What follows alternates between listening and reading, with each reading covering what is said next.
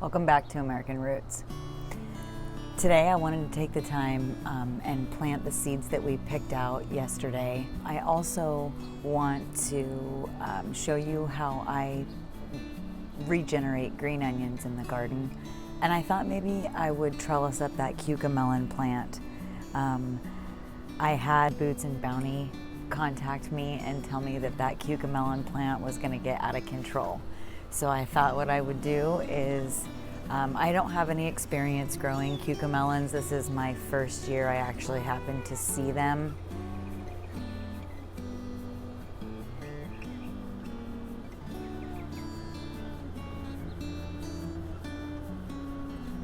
Little wild bird just flew up.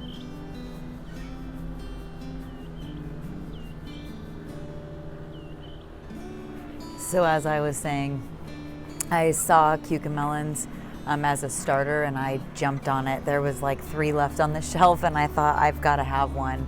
So I didn't really know anything about it. I've not researched it and I just put it in its own pot.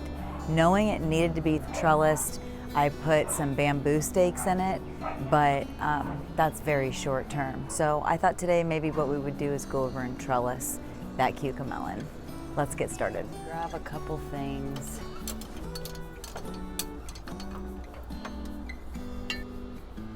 This is a berry rake, and if you have not ever used one, we used it for the thorny blackberry bush, and I'll tell you it's fantastic.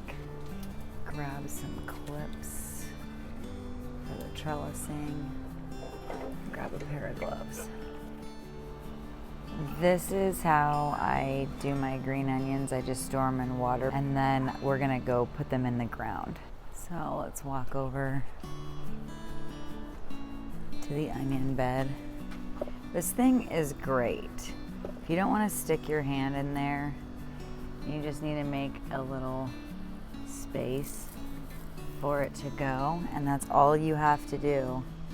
Make sure that the little face is sticking out so that the sun can get it. And just an update, these are the green onions that I cut off and harvested the other day to make salsa. And look how much they've grown already just by chopping the tops off. And they might bolt and I might have to pull them, but at least there was very little disturbance of the soil, and they're growing back just fine. I'm gonna get another harvest out of them. So exciting. So I'll just pick another space. Onions, I feel like these green onions, they don't get, bulbs. I don't let them go to getting bulbs. And then what I do is I just take the little bit of water that they were soaking in and I just water it over the top. And that is replanting the ends of your green onions from your kitchen scraps. I think I'm gonna plant some flowers in this bed. I have watermelon, thyme, and rosemary, and this is where I took the celery, and I just kind of want to let the soil rest and do its thing where the celery was until that dies back. So I think I'm going to plant some flowers around there. This is a semi-shaded bed. It does get sun, but it also gets shade at the later part of the day. So I think that the flowers really like it over here because they still get that sun, and then they're guarded from that massive Arizona afternoon heat where in the heat of the summer it can get upwards to 120 degrees, if not a little bit more. I mean, I've seen it as hot as like 125, 126 degrees Fahrenheit, so it can get pretty hot. Right in this area is where the most shade happens. In this front area, I get a little bit more sun, but I just think what I'm gonna do is take my hand rake and I'm just gonna lightly kind of dredge up. I'm just digging it in and kind of adjusting it. This soil is extremely compact. from just sitting here for so long. And I just don't want to do a whole lot of disruption, but I want to make it so that maybe I could get the seeds in there and that they would germinate quickly. So I'm just sticking the forks in the dirt and driving it down and just wiggling it a little bit. Here's the seeds that I picked yesterday. We have the Oklahoma zinnias. I don't think I'm gonna put any sunflowers in this bed. You want sunflowers to get the most sun, so I'm gonna put those in full sun beds, but I'm gonna start with this giant double enchantress zinnia and put a couple seeds down there. And I don't have any idea if it's the time to plant these or not. What I do know is that I'm just gonna try. It's warm. Frost isn't the issue, so I'm just gonna see if I can get the seeds to germinate. You don't know if you don't try.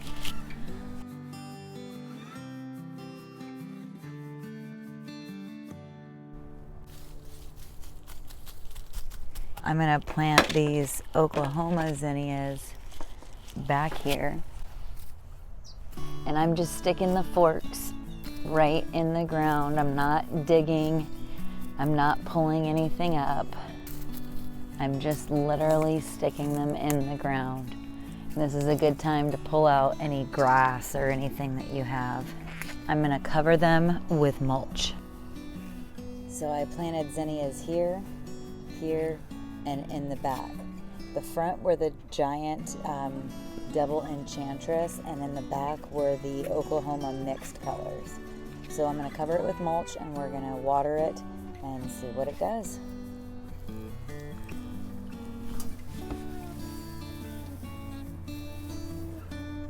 Start out with a light topping. You'd be surprised. The sunlight does get through there, but just do like a light covering, and once they sprout and get more established, we'll come in and we'll add worm castings and we'll add more mulch to the top.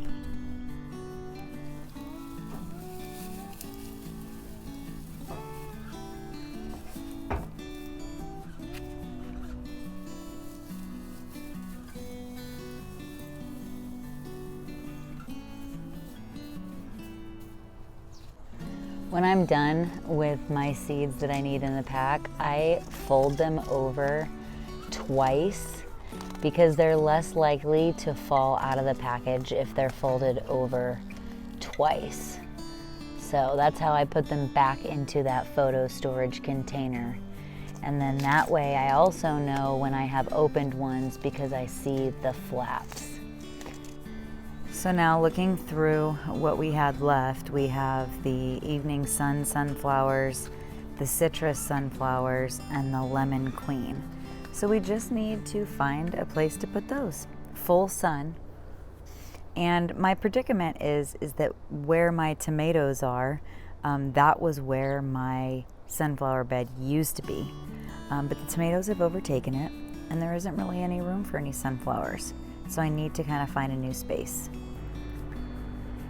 Now, right away, I am seeing this like bare spot in this bed in the squash. This is the crookneck squash bed, and the plants are moving towards the left of the bed.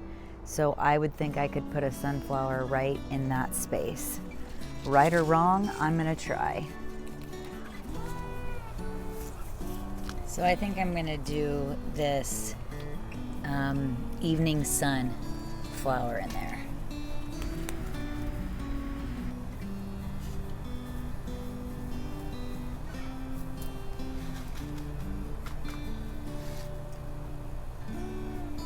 And I just dropped 2 in the hole, and I think I'm gonna leave it at 2 in the hole. They're exceptionally tiny compared to other sunflower seeds.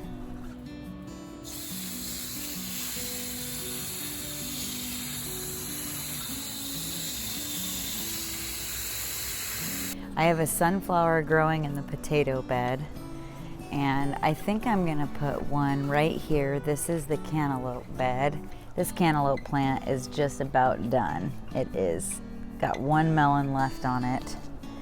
So I'm gonna do the citrus, this sunflower. I'm so intrigued to see this flower.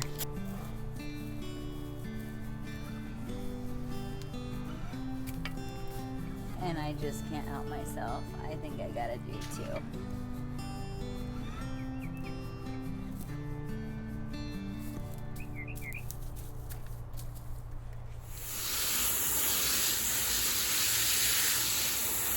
Now I'm intrigued by Miss Lemon Queen, so I'm gonna give her, this was where I originally planted the okra and it never sprouted.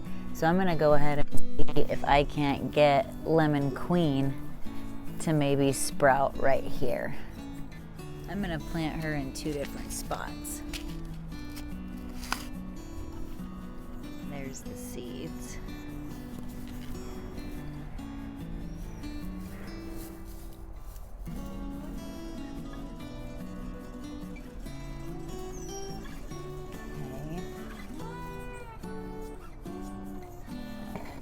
Another one over here, just to see.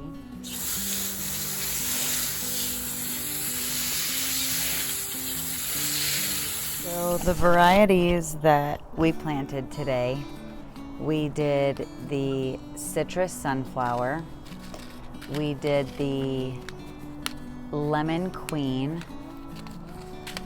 we did the evening sun, we did the Oklahoma mixed color zinnias, and the giant devil enchantress zinnias. So last night, Joe and I came out here and tried to drive this cucamelon kind of up these bamboo stakes, but there are so many that I really don't think we're gonna be able to just use the bamboo stakes, so I'm gonna try to work on a trellis.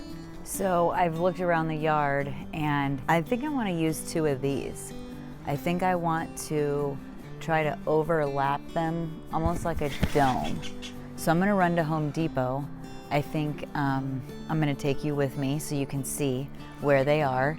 And they're like $5.96 or something, $5.46 or something a piece, which makes it like $10 to trellis that bed. That's super affordable. Joe's at work right now, so it's hard for me to dig through the pile of materials, and I think that this would be a very good solution that he would be happy with too.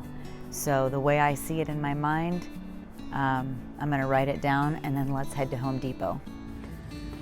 So I am down the masonry section.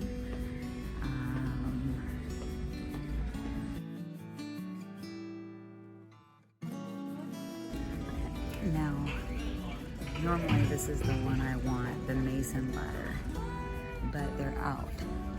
And I'm thinking about what it is I'm trellising, and I'm trellising the cucamelons. So I think that this one might work. I think I'll get 4 of them so I can make like a dome over the top. They're all attached up there by that wire, and I can't get them down. And Joe's not with me, so I will have to just get 2 for now and see what I can do. So I got 2 of the mason, what I'm gonna call mason trellises. So we are all set. I'm gonna check out, and it was significantly cheaper. So hopefully this works.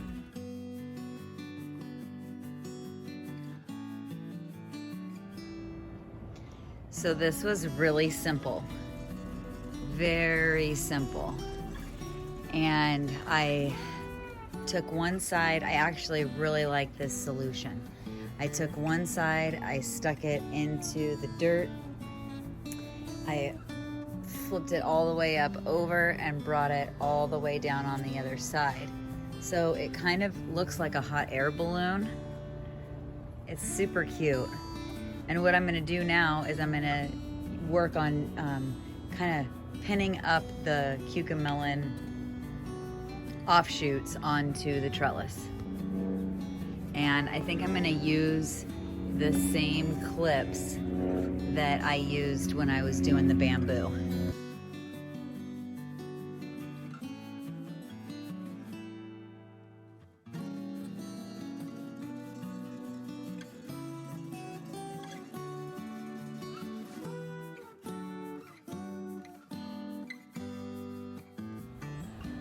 Here's an up-close look.